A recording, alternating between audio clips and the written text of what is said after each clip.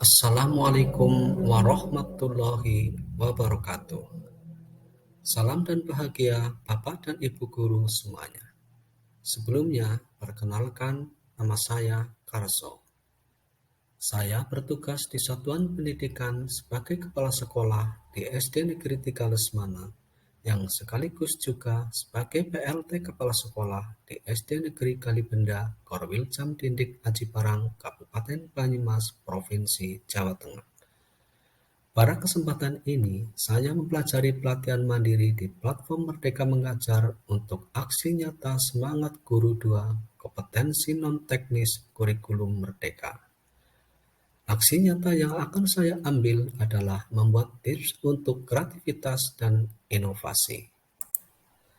Adapun tujuan aksi nyata yang saya buat adalah: pertama, sebagai bentuk aksi nyata pada pelatihan mandiri topik Semangat Guru 2 Kompetensi Non-Teknis Kurikulum Merdeka. Tujuan yang kedua adalah melatih kemampuan adaptasi teknologi dan keterampilan non-teknis guru. Sedangkan tujuan yang ketiga adalah mengembangkan kemampuan divergen maupun konvergen. Nah, sekarang mari kita perhatikan bagaimana cara membantu murid kreatif di dalam kelas. Jawabannya adalah: biasakan anak berpikir kreatif, baik berpikir divergen maupun berpikir konvergen. Untuk lebih jelasnya, perhatikan penjelasan berikut. Kreativitas adalah merupakan proses berpindah-pindah dari berpikir divergen dan berpikir konvergen.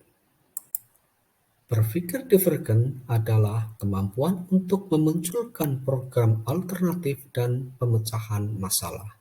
Contohnya, apa sih manfaat barang-barang bekas seperti kertas, kardus yang sudah tidak terpakai?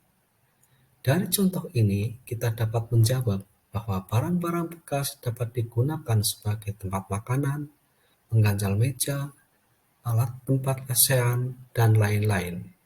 Sedangkan contoh praktik divergen adalah brainstorming.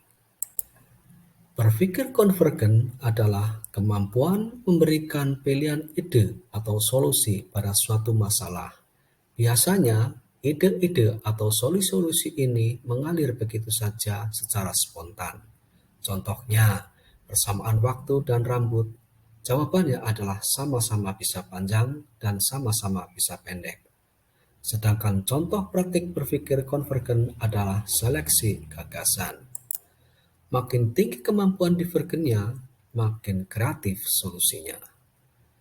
Ada saat yang tepat untuk berpikir divergen, ada juga saat yang tepat untuk berpikir konvergen. Jika tahap berpikir divergen diganggu konvergen dan atau sebaliknya, proses kreativitas akan terhambat.